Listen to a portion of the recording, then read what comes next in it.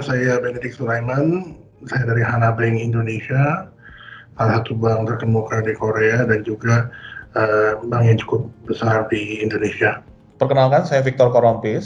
Saya adalah Senior Vice President Bank Mandiri dan Group Head dari Digital Banking Delivery. Saya Yebi Ariantono dari Bank BNI. Saat ini saya handle untuk IT and Operation Director di Bank BNI.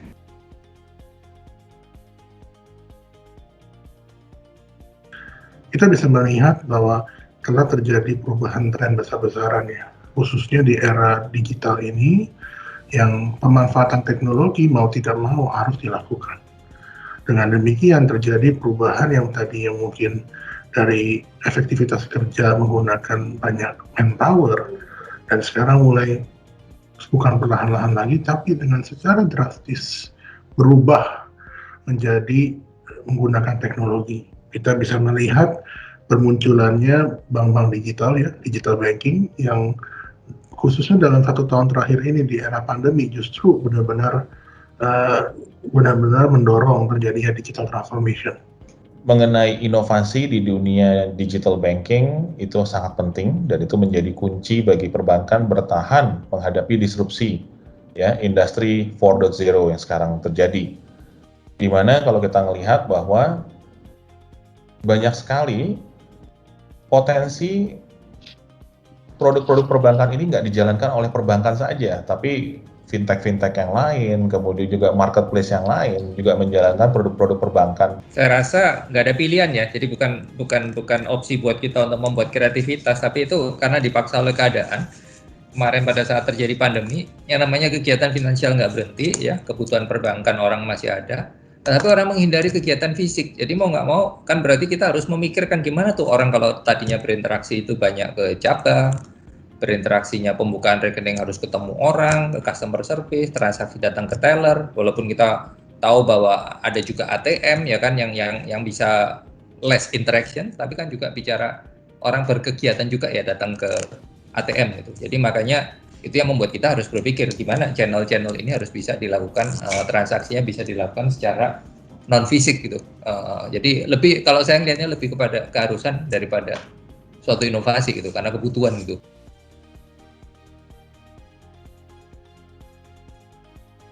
Inovasi di dalam digital transformasi yang banyak dilakukan khususnya adalah untuk meningkatkan kemudahan untuk melakukan transaksi ya.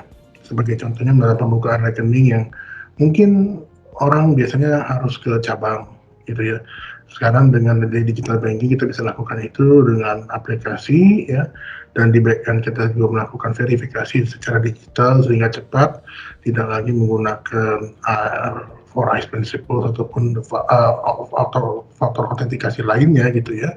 Tapi semua faktor autentikasi yang digunakan adalah merupakan faktor autentikasi digital. Selain itu juga transaksi digital lainnya, pembayaran, pembelian, ya, maupun juga kedepannya mungkin aktivitas produk-produk lainnya seperti pinjaman maupun wealth management ya, aset-aset manajemen itu bisa dilakukan. Nah, tapi kami tentunya melakukan hal ini tentu dengan berkala ya, bekerja sama juga dengan OJK dan Bank Indonesia ya, yang sebagai regulator menjaga kami juga untuk kami agar tetap sesuai dengan langkah yang kami lakukan.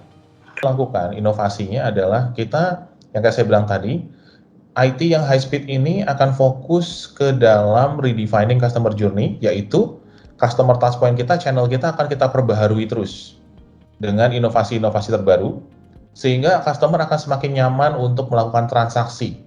Jadi mulai dari onboarding, customer akan fully di channel, kemudian transaction, kemudian servicing customer juga akan dilakukan di channel. Jadi kami nggak akan terlalu melihat teknologi konvensional lagi, tapi bagaimana justru memindahkan semua transaksi yang ada di cabang itu ke dalam mobile application kita, ke dalam digital platform kita. Dalam pandemi ini kita membuka layanan yang namanya mendevelop dengan cepat, kita bikin face recognition ya untuk pembukaan rekening ya. Jadi orang memakai biometric verifications ya untuk dia pembukaan rekening, ya pembukaan baik itu rekening biasa maupun bansos, karena prosesnya sama aja. Kalau di bank kan kita selalu ngomong KYC, know your customer.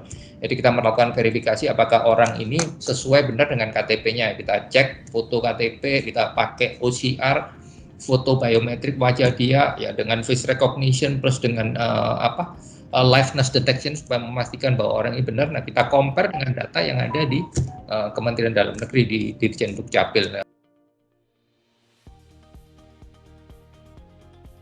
Ya, ekspektasi orang bahwa dulu orang kan yang mikirnya layanan itu masih dengan konvensional, sekarang mereka shift ke digital. Orang yang udah shift ke digital biasanya nggak mau balik lagi ke konvensional karena mereka udah comfortable. Ya, tentunya orang-orang ini akan mendrive terus untuk kebutuhan secara transaksi digital, kebutuhan layanan perbankan digital. Ya, belum lagi generasi baru milenial yang akan masuk ke market, yang akan menjadi nasabah-nasabah kita. Udah pasti ke depan itu tuntutan akan semakin tinggi, Bu Marjala. Rasa juga bukan hanya bank kami, tapi juga banyak bank-bank lainnya yang melihat tren di masa mendatang itu tidak lagi seperti di beberapa tahun sebelumnya, di mana banyak cabang itu berarti bank itu besar gitu ya. Tapi bagaimana meningkatkan jumlah nasabah dan jumlah portfolio nasabah juga ya, tapi dengan juga menggunakan suatu proses yang cepat, efisien dan efektif. Nah, dengan demikian sekarang ini kita melihat di tengah pandemi banyak cabang-cabang itu yang justru berkurang. Dikurangi kenapa? Karena memang kan secara pemerintah sendiri dan juga kita untuk menghindari adanya faktor penyebaran yang lebih besar lagi, kita mengurangi adanya kontak manusia. Kita nggak bisa diem, kita harus terus maju dan kita harus sadar bahwa kompetisinya perbankan ini nggak hanya cuma dengan banking, tapi dengan banyak pihak lainnya. Dan kami harus hadir dalam semua aspek kehidupan di Indonesia.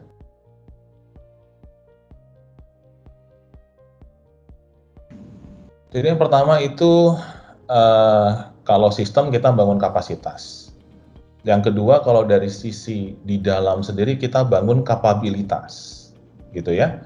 Jadi kalau tadi saya ngomong bahwa kita akan grow dari 4.000 transaksi per detik, mungkin kalau kita bilang kita double, kita harus support sampai 8.000 bahkan nanti 10.000 transaksi per detik. Itu soal kapasitas ya. Tapi saya ngelihat ini memang itu keharusan dan bukan sebuah istilahnya tantangan yang terbesar, bukan itu.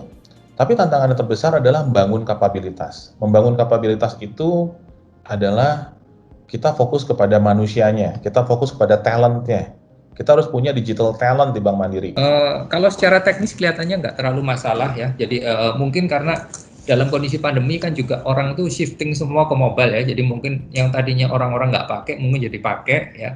Terus yang nggak melek teknologi dia sekarang terpaksa harus pakai. Mungkin dulu nggak udah punya rekening nggak mau pakai mobile banking, mereka belajar memakainya. Tantangan pertama adalah satu faktor teknologi ya. Teknologi yang bisa diterima baik itu misalnya dari sisi metode, kemudian juga bahasa pemrograman, platform gitu ya, dan juga aktivitas yang biasanya dilakukan oleh perbankan menjadi adanya perubahan ke dalam aspek aktivitas teknologi.